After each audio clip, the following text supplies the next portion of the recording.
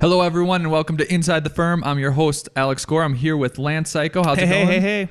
This is a podcast about two principals talking about business. That's it. We happen to be an architecture firm. We do development, we do BIM, we do computer work. But I think this is going to be an awesome podcast because we're talking about marketing, and marketing can apply to everyone. So this is the first one that has made me nervous. And nervous, not in the traditional sense. Nervous at our firm, Lance, we always want to give. Because of karma, and it's always come back to us. Mm-hmm. And a lot of people, I think they hide these little secrets. Oh, I have the secret how I do Revit or the templates or how I market. And they never give. And one of the best things we've done is give to the university. And then we've gotten jobs from that. We've gotten employees from that. It's always worked out. And what we're going to talk about now, I think is so fundamental and can apply to everyone. And I'm almost upset that if we switch some people over to our ways, because then they're going to be our competition. But again, our foundation principle is give. So what's hilarious about that is I'm not nervous about it because these people won't listen to us. Exactly. So true. The last 2 weeks Alex has too. We've been on a sales rampage, but I have been doing a lot more of the marketing in terms of getting our website back up to date. If you go check it out on the select work page, we finally have 9 built projects. It's the first time in our whole history. Yep. We actually probably have 50 to 75 built projects, but we have 9 that are photographed, that look good, that fit what we want. That would qualify for quote unquote our select work. We have way more than 50 built works. Absolutely. I would say we're probably up to 100 at this point. Yeah. That's a good question. Yeah. Where was I going with this? So I've been in that marketing push. So I've updated the website. I went back and asked for some more reviews, and we'll get into that on our Google page or Thumbtack page, stuff like that. But then we've also finally made the decision to jump into House. So we kind of had the freebie House profile before. I think there were maybe like 2 or 3 photos on there. It was just not taken care of because we have not had the time nor the staff support to be able to allow us to do this. Yep. So looking at that, I then went to my favorite place to get architects' opinions, the Entre Architect community on Facebook, and asked how many people are using paid House. And because this is before we bought, you just wanted to know. Or was this after? Actually, this was after, so I had a little bit of buyer's regret because of the responses. But I'm optimistic about it and convinced that we're going to do it better because I think we do internet marketing. We do it really well. I truly believe that 100%. Because I don't think we'd be able to grow our business like we have the past 3 or 4 years. You know, the 300% growth that we've had, if we wouldn't have just put our names out there and done all of this. You know, these various media outlets. Yep. And as a background, if you've listened to the podcast, when we started, it was just 2 poor guys in a you can't state that enough. In a dining room, and we still had a marketing budget, and we used Google AdWords. And do you remember how much we were paying? Because I think I remember. I think it was $50 a month. I don't think it was much. Oh, I thought it was more than that. Was it really? We upped it because $50 a month would not scare me. We got up to like $250. Oh yeah, you're right. It was $250 a month or something like that. Yeah. For poor guys, that's a lot. And we always, when we first talked at our alma mater, NDSU, we told them that story. We kind of laid everything out there. Like, man, people don't have a marketing budget. And then when we thought about, we quit that. Who knows? And here's why we said people don't have a marketing budget, because the firms that we worked at before that did not have a marketing budget. So this is our own small anecdotal evidence that we gathered just from us being in those firms. So it might not apply to everybody. However, again, back to what I posted earlier this week in the Entre Architect community, it seems like everybody is still on this. It's got to be referrals. I only do referrals. And I'm going, well, that's great, but there's still a way to vet and screen people. You don't have to go after every lead you get on the internet. It's a volume game. Right. And also we've heard the reply, your built work is your marketing budget. There was, one of my... a schoolmate. This other gentleman I knew that I know. I can't remember. I think there was an article that I posted or something where you have to the building's not going to sell you. You have to sell you. That was kind of the big shtick. Was this like an Arc Daily? Yeah, it was like an Arc Daily post or something like that. And then the person replied and said, no, the building sells you. And I'm like, oh, that building is not going to go out there and glad hand and make the person laugh and want them to work with you. And in my opinion that I shared with you is one, good, great. Yeah, that's what I said. So just to kind of sum up the results that I got. The results I got from asking the Entre Architect community of, is everybody using paid House? How are you using House? And I would say it was 8 out of 10 said, nope, we're just doing the freebie. We're just doing the freebie version. We're 8 out of the 10.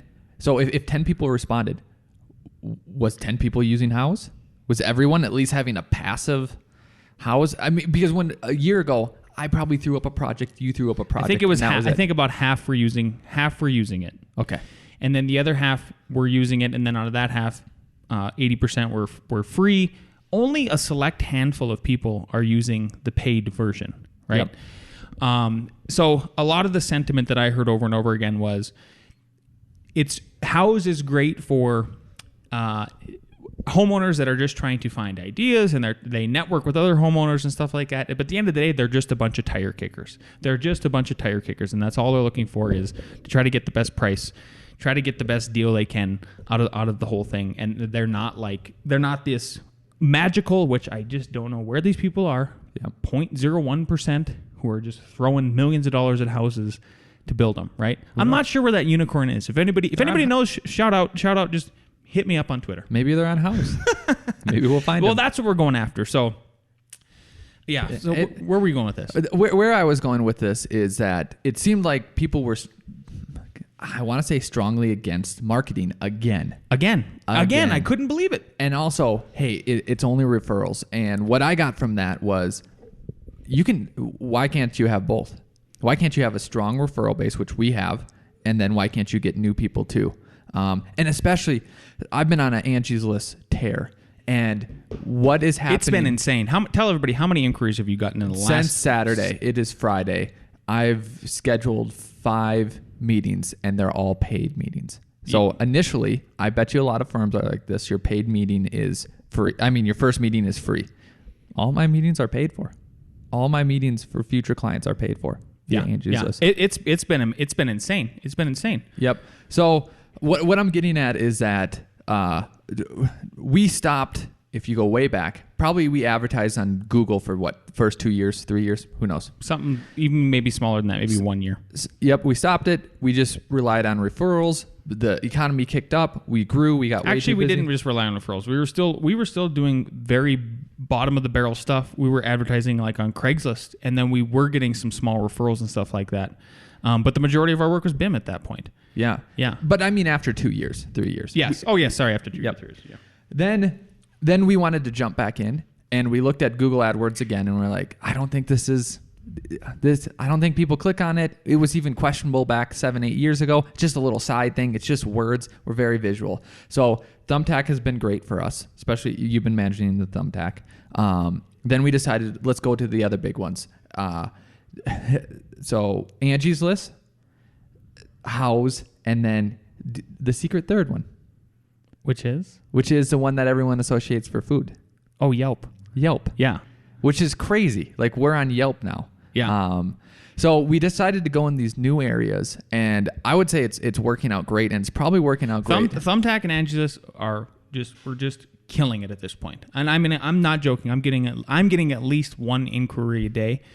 So the critical component to this kind of marketing on the internet is, I think you got to keep a couple things in mind. Number one, it's a volume game.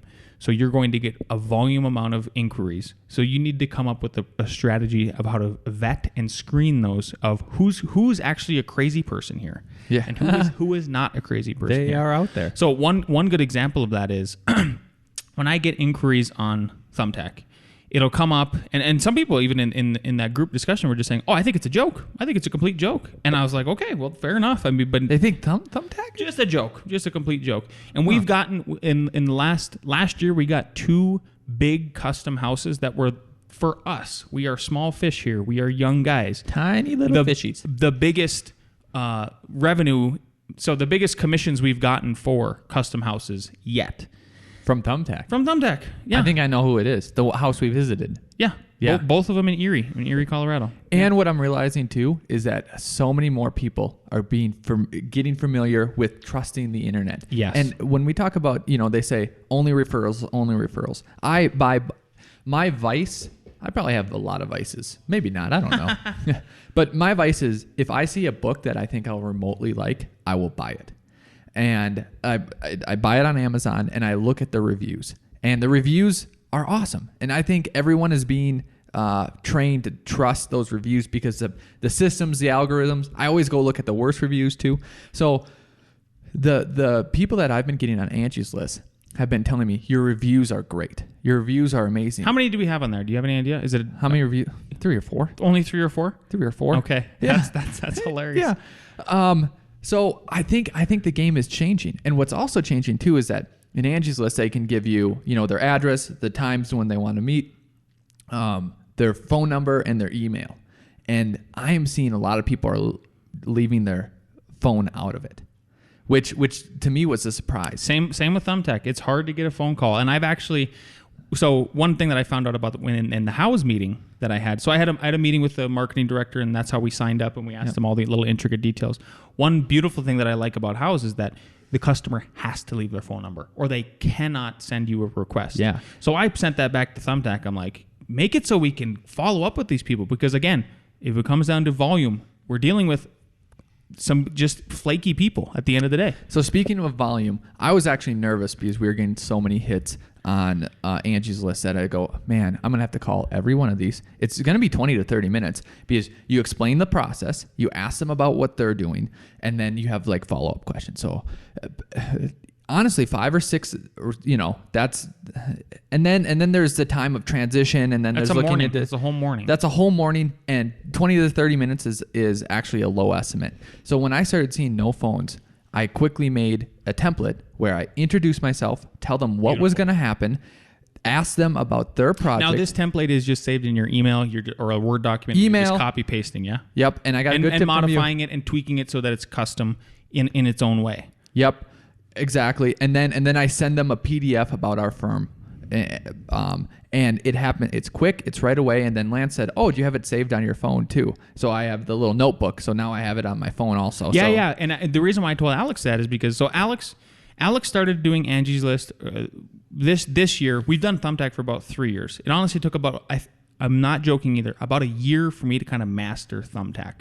Right. So we're one of the top pros in Colorado. We have the best reviews. We have some of the best reviews. Now I sound like Trump. I need to pause you right there. I need to pause you because I think that's a huge lesson right there. A year.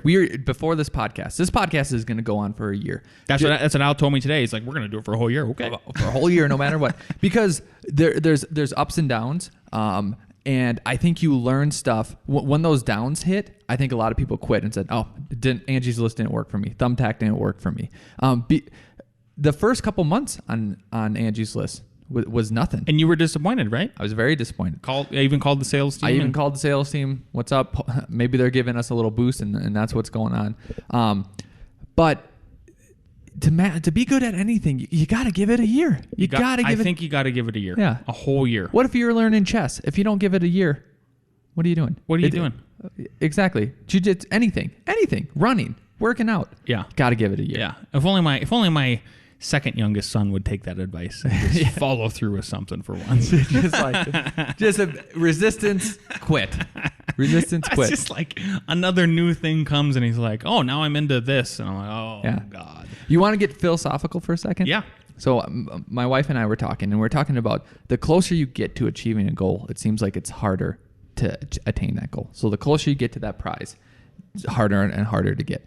There's a book called The War of Art by Stephen Pressfield, and he talks about this. I have that book. Okay. I need to read that book. It's a good book. It's a good book. Audiobook is great, too. I've listened to it on audio. And he doesn't say why, but it's great to know, hey, everyone, this is a phenomenon that happens. So if, let's say you're writing a book, just getting into it, you're always going to get distractions. And then when you get towards the end of the book, even more distractions and everything before you complete it, that's going to be the hardest time. And books, just example, it could be art. It could be anything. It's so true. both tiny houses that we built, man, that last week was the worst. It's the hardest. And I think at F9... Or like any project that we're doing, we're trying to push for the permit. We're trying to get to that permit set. It's like, God, this last 5% is so taxing. And I feel at F9, we've kind of evened out that last 5% because I know from other firms, if you're listening up, because they'll work... I've heard them just not sleeping. We don't do all-nighters. We do 8 to 5. We're strict on it. Exactly. So just imagine, I think everyone knows what I'm talking about. And where I'm getting at this is my philosophical, just out of thin air idea, is that I think the nature of the universe is set up that way. Because if you were getting close, if you could control what you wanted, if you could get what you wanted, you would make nature unbalanced. So think about a tiger, right? If he could just eat a gazelle every time he want and get bigger and stronger and then eat another gazelle, and it became easier as he got to his goal, that means he would achieve his goal more and he'd kill all the gazelles. So for me, fundamentally, and I don't even know how it works, on these small projects that have nothing to do with nature. But I think nature is set up against you that the closer you get to your goal, the harder it becomes, or else you would literally take over the universe like a virus. I think there's something to that. There's something to that. There has to be sort of this it's kind of like the regulator. It's the universal regulator. I don't know the scientific underpinnings or the philosophical underpinnings, but the train of thought I like. No, I think there's a lot of truth to that. 100%. Absolutely. That last 5% is the hardest to get. So I've kind of broke it down into what I'd like to call the triple V effect. Okay. Ooh, look at you! I just wrote that down. I just came up with that. This is the triple. So if you're going to do online marketing, here's the 3 things to keep in mind, and I think will help you knock it out of the park. Number 1, volume. I've already talked about that. It's a volume game, and what goes with volume is then vetting. So you're going to need to vet all the volume that you're getting, and the third is verification. You got to have those reviews, like Alex said. So you did a stretch with that V verification. I like how that works. You're like reviews, verification. That's what I said. Yeah, exactly. It goes like VVR. No. VVV. Yeah, there we go. VVV. So we got to remember that for the subtitle or something. The triple V's of what? Of marketing? Yes. Online marketing. The triple V's of online marketing, or the 3 V's of online marketing, something like that. That's what we'll title it. So how do you get those? How do you get those reviews, right? I think it's one thing that we were scared of right away in getting reviews was, especially probably, I would say around the 2012, 2013 mark, when we finally started getting projects that were turning over and becoming built, was right at the end of the process, at the construction documentation process, and finishing up the drawings. There was always this very high drama because everybody wanted the drawings, and then on top of that, then they'd go to permit, and we'd get comments back from the city. There might be some problems because we're kind of rookies in a sense. It was slightly seasoned rookies. And then the third thing was then we'd get into construction and maybe there was a problem or two. So we didn't know when it was really appropriate to ask people. Well, now since then we've kind of grown a couple cojones, and we feel like, I at least feel like, very confident asking our clients, former clients, a lot of them, most of them, for reviews. So my strategy for doing that is make it as simple and as easy as possible. Eliminate barriers. 100%. So I want to read for everybody. So I was on a marketing tear this morning. I sent out, I think, over 20 emails to try to ramp up our house reviews. Okay? And so this is an email to a former client who had already reviewed us once on Thumbtack and Google. And so what I said was, hey, thank you for all of our reviews you've given us, and again, for your business. I have one last review favor to ask you. Could you please leave us a 5-star review on Houzz? We are ramping up our marketing efforts on that website to target Boulder County. And every review helps. You could just copy and paste your original review from Thumbtack, and that would be perfect. Here's what you wrote to make it easy. Then I copied and pasted it for her. Then I said, and here's the link to the Houzz review. So you just knock it down right away. Yeah. I think, so for our clients, our current clients, every year, at the end of the year, we give them all gifts. And we try to make them personal, and it's not just a generic gift basket or anything like that. For these repeat reviewers, I think even if we didn't do work with them this year, they need to be on that list. They need to be on that list, yeah. Because it's huge. It is massive. Yep. So, because again, what I was trying to get at earlier is that the internet has become so trusted, and I don't mean trusted in the sense of that you won't get hacked or the CIA isn't in your computer right now watching and recording everything you do, because they probably are. I mean, the people that are leaving reviews are basically you're viewing as your friends. So it's a referral that way, because you've left reviews, you've bought things where you've trusted reviews. So when people say I'm a referral only business, I would almost argue, hey, we are too, because they're reading these reviews, they're trusting those people and coming to us. And here's why it's 100. Alex is 100% right. So Alex has been doing this whole Angie's thing. I know we keep harping on it, but it's been incredible. And I have gotten 3 calls that come directly to me, and they say, hey, I saw you on Angie's List. And I didn't even put your number on Angie's List. I know, I don't get it.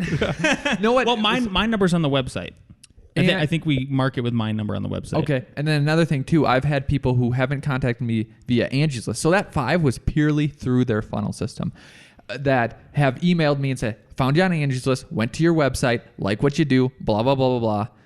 Same thing with Thumbtack. People have found us on Thumbtack and then circumvented Thumbtack. And to be completely honest with you, the most people, when they contact us through Thumbtack, they are elated to get off of Thumbtack. This is not taking away from Thumbtack. This is just saying, like, they eventually do want that immediate one-to-one connection and do not want the middleman between you. Yep. So I think this kind of leads me to my next to our next point, and that is then Angie's List should sponsor us. That'd be great. That person that contacted me via email, basically I said, I answered all of his questions because on Angie's List, they come through you through deals. So you make a deal and you put up like, hey, I'll do this for this amount. And then they said, okay, yeah, we want to move forward. So then I sent them back to Angie's List. They bought the deal. So it works both ways. You know what I mean? Like these systems are worth it, and we're not just trying to skirt out of these systems. We like these systems. We do like these systems. Yeah, no, we appreciate these systems. Absolutely. Yeah. Shout out 100%. So this kind of leads us, I think, into the next thing we're going to talk about, and that is the internet snowball marketing effect. Yeah. So that's what we think we're doing and trying to do here at F9, trying to be like the young guns that are like early 30s. You know, we've came from poverty. Nothing. No, but I mean, expected. I think we're primed. I was telling Josh this the other day. Josh, one of our employees, how we were talking about kids and smartphones. So there's this law that's going to possibly be passed in Colorado. It's on the House floor, I think, right now, where it would ban parents from giving their kids smartphones. What? Under 12. Yeah, it's crazy. It's Big Brother. I don't like it. But so I shared the article. Wait, is that going to go into like iPads too? What's crazy is, my son at his school, the middle school, so it's all middle schoolers, and they all have iPads. Yeah. Like it's part of the school program. Atlas is 8 months. And if he sees an iPad, he will crawl towards it. His crawling is terrible. Just the worst. So it's like a wiggle and a scoot, and it's like he's only using one leg.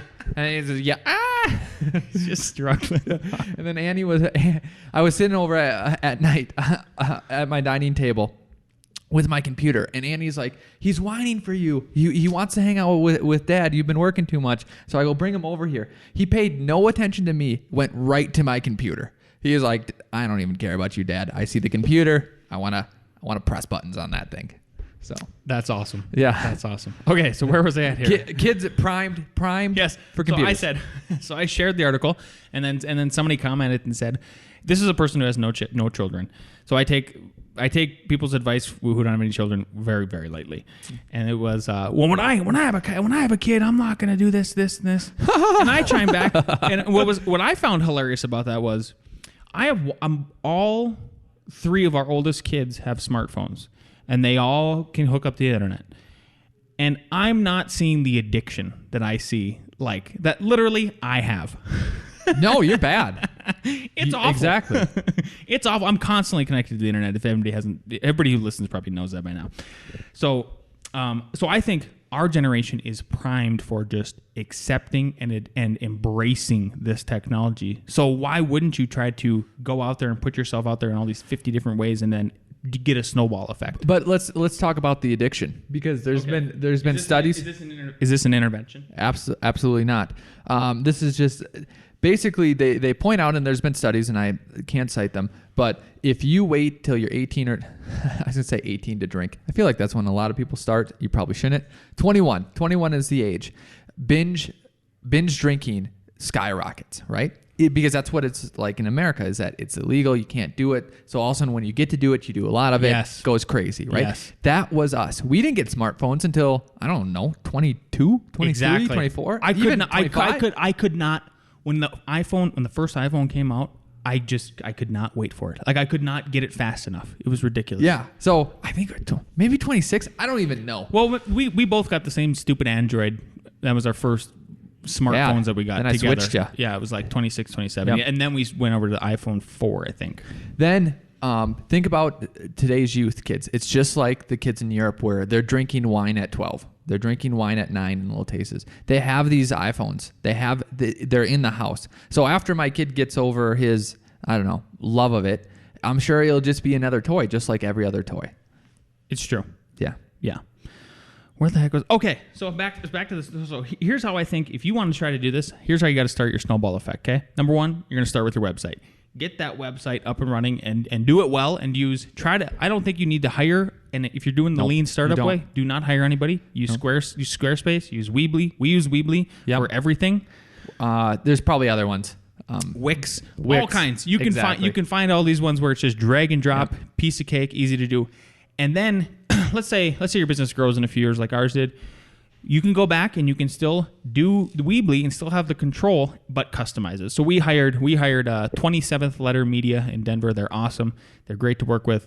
And we said, hey, here, we want to create a custom Weebly template. And they gave us a flat fee for it. And then we basically photoshopped how we wanted everything to look, and it can work that way. So start with the website, 100%. Try to read at least, I think, one book on how to make a lean website that's ready to go, SEO friendly, all that stuff. Did you get that?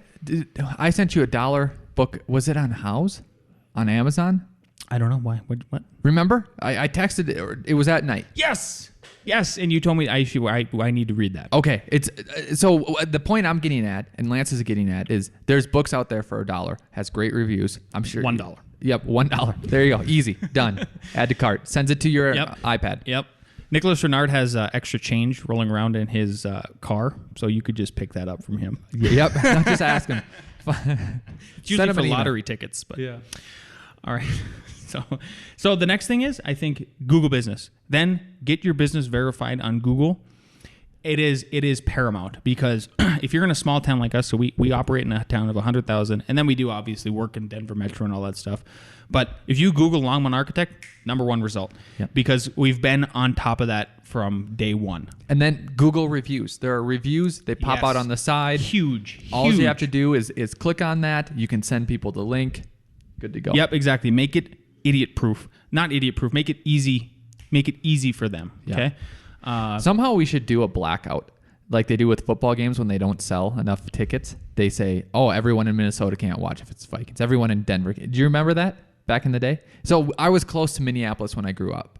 So that's what they do. So we would miss games sometimes where you were in North Dakota. Yeah, so they would black it out. Why? You never heard of that? I've heard of this, but I can't, that's real, huh? That's a real thing. I thought it was fake news. Nope. Hashtag real news. So why would we do a blackout, though? This podcast doesn't go to anyone in Colorado.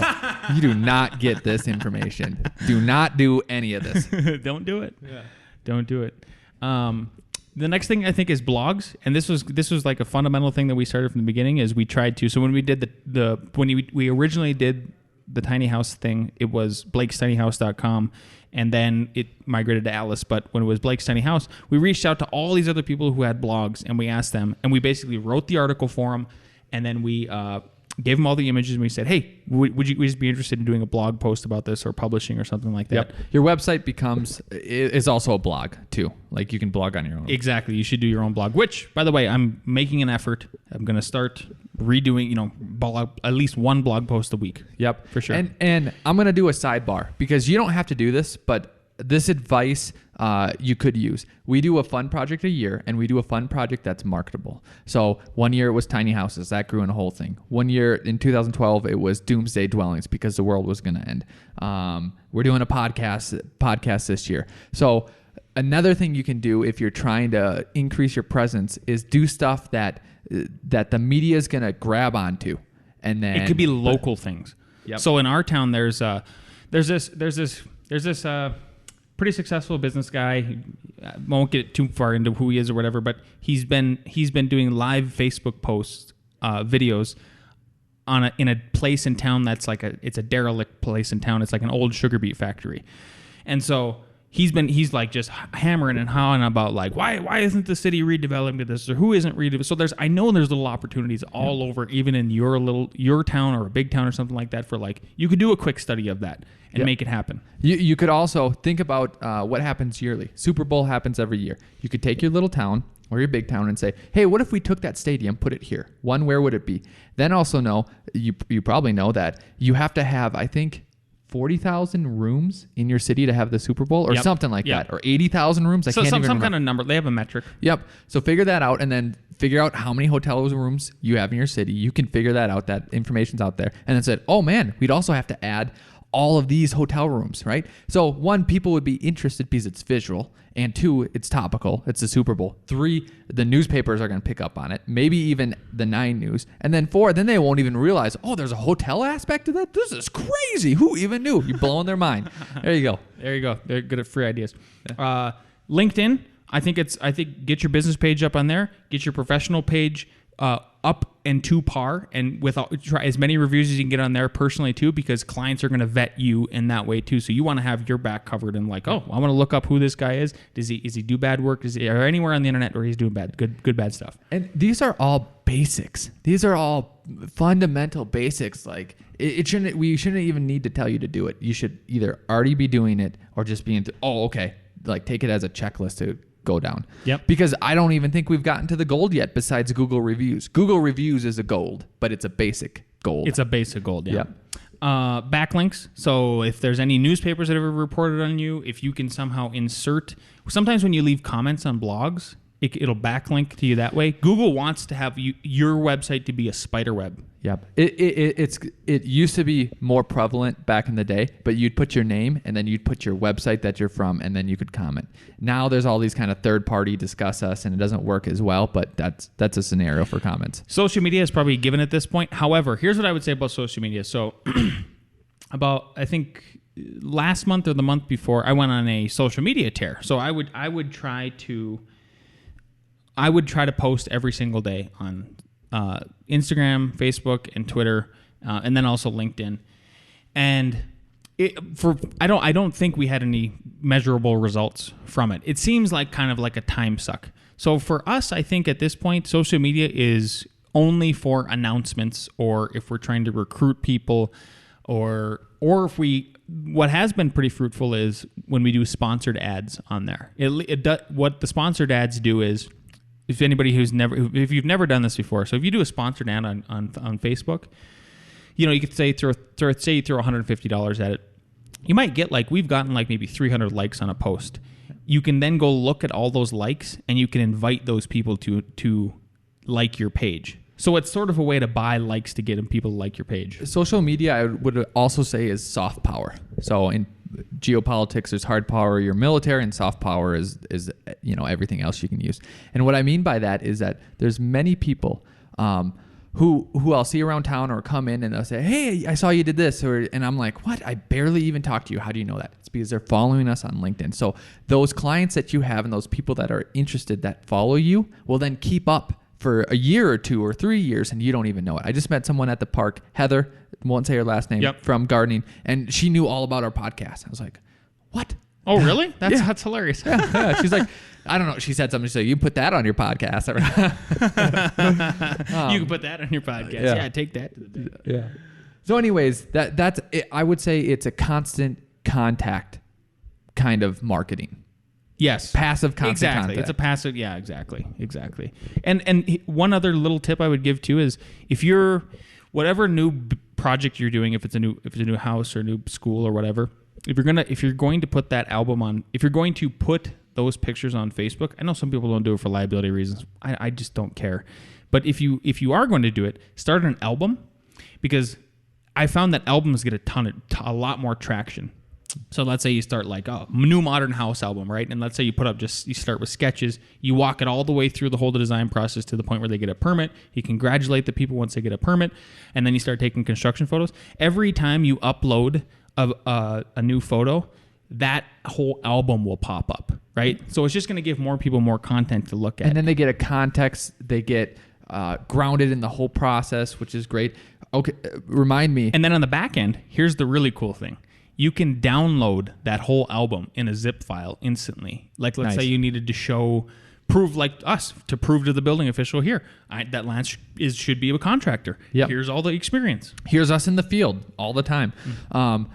We're doing a development charrette about the commercial portion of our project, and there's going to be a whole bunch of sketches. So remind me to either take pictures or have Jason or whatever package them up, and we'll put them in that album. On F9. Okay. For Mark II. Yeah. Everybody wanted to hear that. I'm just screwing with you. I'm totally screwing with you. If I don't say stuff that's on my mind, it's... I know. Woo! So social media is soft, it's a soft, what did you say? Soft power? Soft power. Is that from Jocko? No, that's from international relationships class I took in London. Study abroad. Oh, nice. Yeah. Next thing. So then I'm just going to do a quick hit through here of like other websites that we recommend that you put your business on. Even if you're a hoity-toity, super modern architect, I don't know. Can it hurt? Can it really hurt? It doesn't mean you have to go with anybody if they contact you, right? Yelp, Thumbtack, Angie's List, Houzz, and Pinterest. So I actually got a lot of feedback in that post that I did about like, oh no, we've actually got more traction through Pinterest. And then some interior designers I already met with too said, I actually get more traction and more contacts from Pinterest. And I actually, just so everybody knows, I have a Pinterest expert here. So I was like, this is so funny because when did Pinterest come out? 5? You tell us. So I got a lot of heat. When Pinterest came out, I still get heat.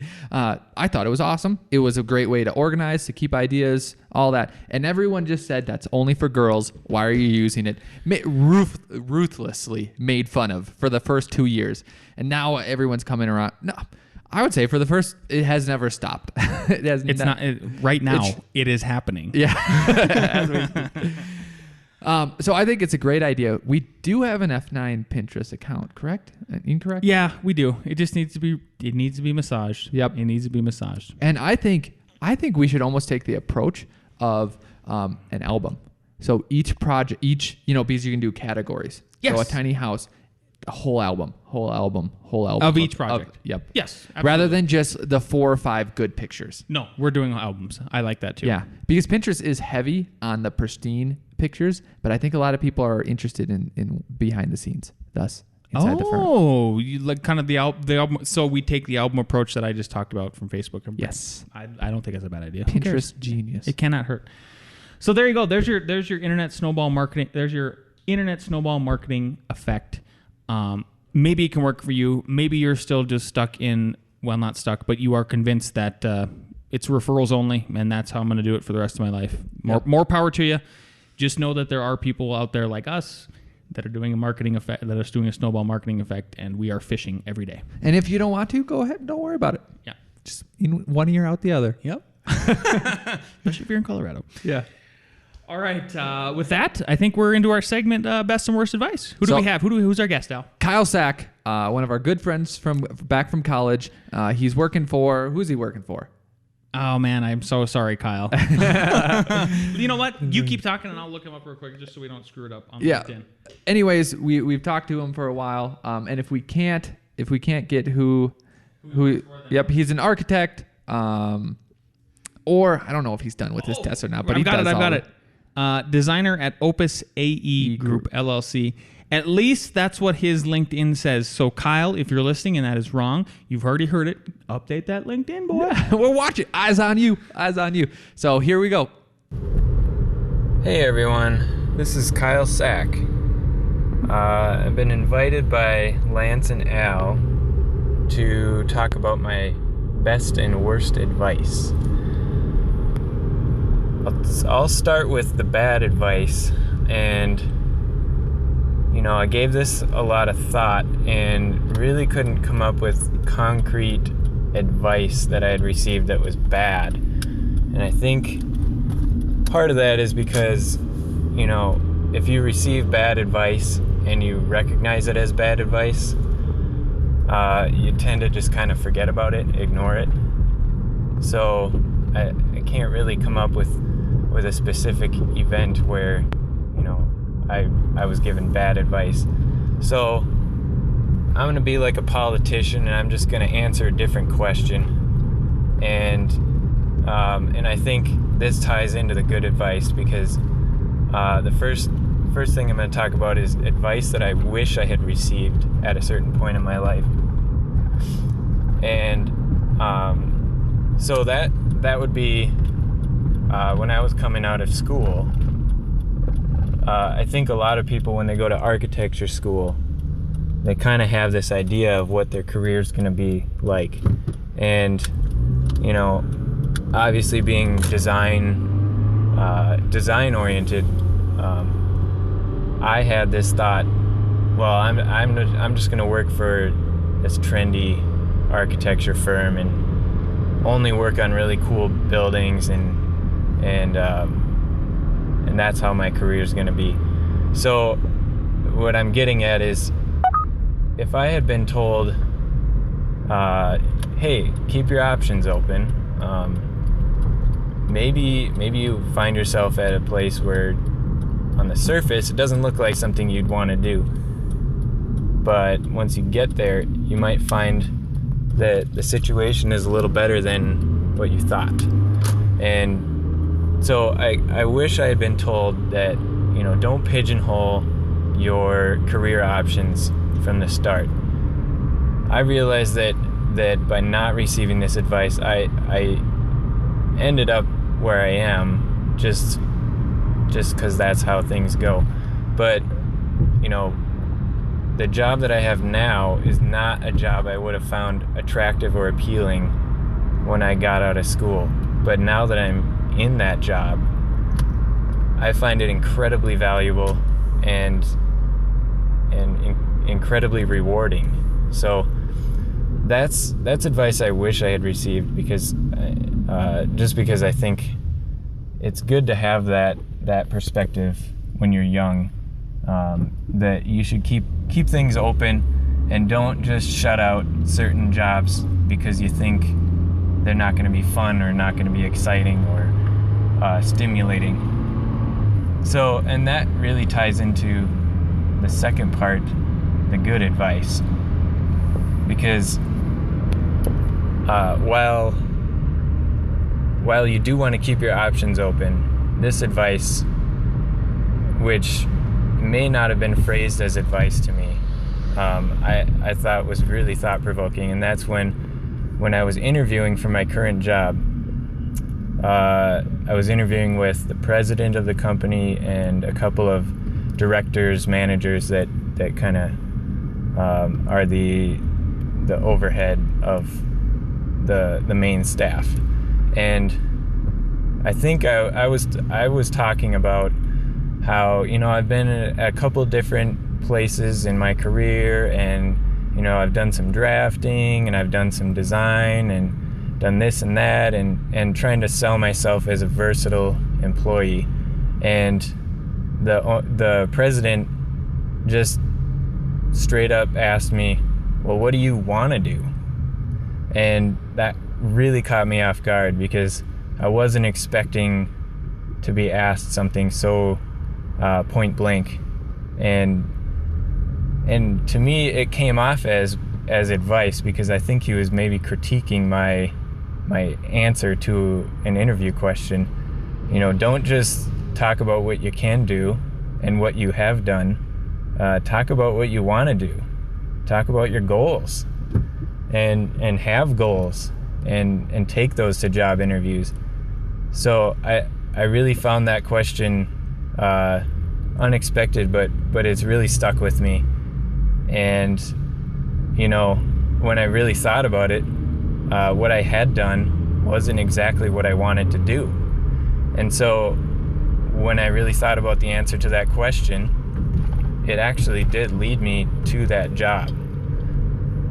So that's my good and bad advice. And I just want to thank Lance and Al for inviting me to be a part of the podcast. Keep it up. Kyle, thanks so much for that. That was awesome. It fit perfectly into today's topic, I thought, 100%. Alex might disagree, but I thought it did, because the big thing I took from it was don't pigeonhole yourself or your business. So I think if you are saying, I'm going to rely on one way to get work, aren't you pigeonholing yourself in a certain way? Yep. Man, we've done so many different things. We've worked for windmill companies, teaching them how to draw and design and think. Yeah, through the university, through CU, they contact us and say, hey, can you guys come teach seasoned engineers who are way smarter than us? Yeah, 50 billion times smarter than us, easily, to draw. And they loved it. The fundamental stuff that you learn in college. I'm not joking. Everybody who's an architect or artistic listening to this podcast, you know when you draw the cube in high school and you're just drawing that stupid cube, that's a 3D cube, it's like an axonometric, and then you shade it. Yeah. Stuff like that. And they were just like, what, this is amazing. Yeah. Also, if you're interested in I think I know what you're talking about, pick up The Creativity Code by yours truly with input from Lance. And that's basically our course. And it just Amazon.com. And what I find when this kind of stuff comes up is that some people, our society is very visual, but it's not based on teaching how to draw, design, or be visual. And there's so many people like, I don't know how you made that or how you thought about that. And once you give them these visual tools and these visual principles, it just blows their mind. They're like, oh my God, this is simple and easy, and I can think about things in a different way. And our students love it, eat it up. And then you can start producing more tangible things than just writing or doing code or anything like that. Not that that's bad, because that actually has a huge effect. The two things I wanted to talk about is in college, I think this is a prevalent problem. Your knowledge is shallow of what the profession is going to be, because a lot of times you're just doing a basic design and then some boards, and you think that's what it's going to be. And you have grandiose ideas, just like Kyle did, just like I did, just like Al did. We're going to work for rock star firms, which we did.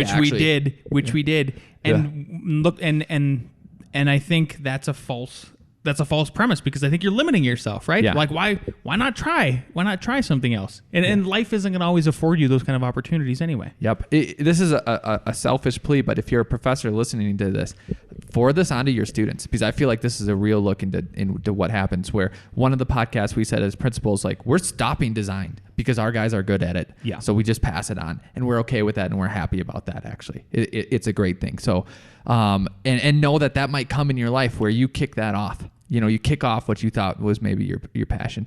The only thing about shallow that I've heard, and I want to kind of add on to, is that sometimes let's say you get more seasoned in architecture, right? And you're like, I don't like it because it's all this nonsense. People are telling me to market and go on Pinterest. I don't want to go on Pinterest. Help. Get the out of here. So then you look at another profession, and I think you look at it through that shallow lens again, unless you really think like, oh, if I become this, if I'm a marketer, all I have to do is go on sales calls and drink beer with people and stuff like that. And I bet you everyone else's profession is just as deep. And that shallow presentation isn't what's right. really And there. we have friends that are still continually doing this. I know somebody who just cannot figure out what she wants to do in life and has jumped all over the world trying to figure it out. Yeah, shout out. I know who. You know. Does she listen? She does not listen. I love her. She's awesome. She's an amazing woman. She's more educated than I am at this point. Yeah. So, but I guess it boils down to gosh, I think you got to try it. I think lower your expectations cannot be overstated enough, because then the better things are that you experience, the better they are, right? Because your expectations are down lower. Yeah. His second part, what he talked about, what do you want to do? What is your passion? I think, no. What do you want to do? And what I wrote down is that leads to what your passion is. And then your passion, you exude that, and it shows excitement, shows enthusiasm. And when he was talking about that, because we just interviewed a kid, was it this week? I don't even know. Yes, this week has been a blur. Yeah. And we asked those types of questions. I don't know if we asked that specific one this time. Al did his usual. Hey, tell us about yourself. Tell us about yourself. No, it's more of, where do you see yourself in 3 years, 5 years, 10 years? Because you know what? But it is a good exercise. I like it. Yeah, there we go. Okay, I don't need to defend myself.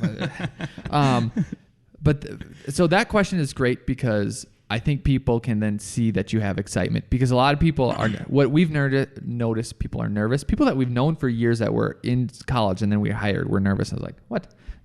Do you not know you basically have the job? Yeah. We were just hoping you'll take the job. Good thing our guys don't listen to. Anyways, but from my perspective, it almost aligns, because I want to ask that question, know that question, to know where you fit in, because I want to fit you in your passion, because then you'll excel at it. But if you come, it's a two-edged sword, because if you come in that shallow mindset, like, oh, I want to hand draw amazing residential architecture for, that 1% client who really cares about design and will take my idea, like, then we know they're not a good fit. And we've actually had a few people come in like that. Yeah. And we're just like, I'm not sure you fit with the culture, kind of the clientele that we have and what we're projecting to do. But what's dangerous is holding them that standard when I don't even know what I would have said. I actually know. Think about a kid who goes to work at Liebskin, a world-renowned architect who does fancy stuff. I would have said, I want to do fancy, weird stuff like that. And maybe that's okay, because then maybe I wouldn't have fit in a small residential firm, but I did fit at that big firm until reality hit. So, but do you see the double-edged sword because of the shallowness of reality of knowing reality, of where you're at in college. So there you go. Again, thanks again, Kyle. Appreciate that. Please share on your own personal social media and all that kind of stuff. Help spread the word. Tell a friend. And with that, I think today we're going to skip. I failed. I'm just not going to lie. I failed to write the code questions down because it's so. Because he was scared I was going to get another 100%. Exactly. He was afraid. That's exactly it. We all know Al is just spot on 100% with these code questions. Yeah. So next week, maybe. I can't believe I failed the 2% question. Yeah, that's pretty crappy because that's on PPP. Isn't that the one where you have to actually grade? You have to do a swale. Didn't you do a grading exercise? For some reason, yes. But I was thinking 5% because I wasn't thinking the slope away from a building. Like if you said slope away from a building, 2%. No, 2%. 2%. Okay. Yeah. Is it? Isn't it 6 inches for every 10 feet? So what is that? So 0.5 divided by 10, right? 0.5 divided by 10. 5%. Holy cow. It is. So I had them reversed. That's Al's dyslexia kicking in. Yeah, that's awesome. Anyways, there's your code recap of the day. For the code question. So development talk. Me? So we had a very good meeting down in Denver with a lawyer that was referred to us from another developer that we work with hand in hand to do his plans. And so this guy is a perfect fit for us in the sense that he works with developers all the time, right? And the best thing that we got, he sat there and listened to him. We really liked his candor and everything. But one of the best things we got out of the meeting was he started talking about money, and not what he's going to charge us, but okay, how much money are you guys going to have to come up with to do this project? So we started throwing out numbers, and he said, "Oh, that's it." For us, it's a large number. For him, it's like, that's it. Because I'm sure he's dealing with 30 unit, 50 unit, 100 unit. $10 million, minimum projects type of thing. And ours is only maybe, $1.5 million or something like that.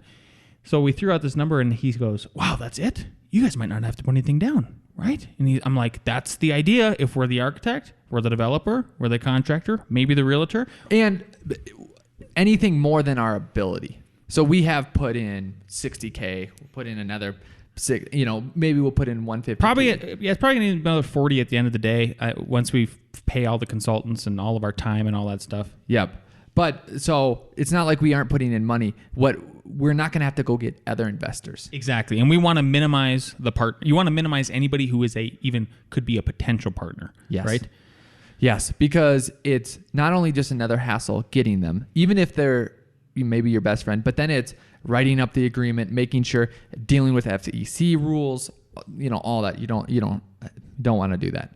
So to go on that too, what I would say, what we learned from another developer just by watching them is that they went to a bank and then the bank later asked for extra money. And what I'm getting at is that when we go to a bank, we're getting a lot of contacts from this guy, right? That we didn't know they're Denver contacts instead of Boulder Longmont contacts. But I want 2 or 3 banks in the process. So in case anyone tries to pull something, I can switch over, right? I can go to a backup basically. And then you have leverage, right? It's just not, you need some leverage. That's what I was hoping you would say that. Yes. The second thing too, with these lawyers is that we already have a lawyer that we know in town. That's awesome. On backup. Yep. He could step up to the plate. And then you learn stuff from different lawyers from talking. So we learned stuff from this guy, the connections and hookups. Our lawyer in here, he told us about the city council. So really, it's about gaining knowledge. And then what are the other real estate agents? Gleaning knowledge, 100%. Double G. Yep. They're giving you, hey, this is what I do. And then you can pick from all of these guys. Maybe it was our lawyer here that for some reason we'll decide to go with for whatever. But man, if you aren't looking at 2 to 3 people for everyone you're involving in these major decisions, get out of town. Get out of town. Get out of town. No, really. I mean that in all seriousness. Yep. Connections, knowledge, and backup. You get those 3 things. It cannot hurt. 100%. Yeah. So really excited. With that, we're kind of going to wrap up the podcast here today. They're going to have some code questions next time. I promise. Alex is going to get stumped because he's never got stumped before. Yep. It'll be the first. Tune in. You'll hear me for the first time get stumped. And once again, if anybody out there is interested in being featured on the podcast to do good and bad advice, please do it. Everybody who has sent in stuff so far has been awesome. Everybody who also has sent in stuff so far has been a little nervous that I rambled or this. And honestly, it's been great. Like every time it's like opening a little gift every Friday because we don't listen to them until the podcast. We pause, we listen to it, so it's a real, genuine reaction. Nothing is planned here. Yep. If you haven't noticed, I love that it was in the car too. Kyle Sack is so busy driving to work, getting it done. So hey, thanks everyone. If you want to be on it, email me akg@f9productions.com. We have Facebook. LinkedIn, Twitter. You can contact Lance or Alex. F9 Productions is our main promotion. So thank you for tuning in. Leave a review if you can. You can do it right on your phone, and we will see you at the next podcast. Bye-bye.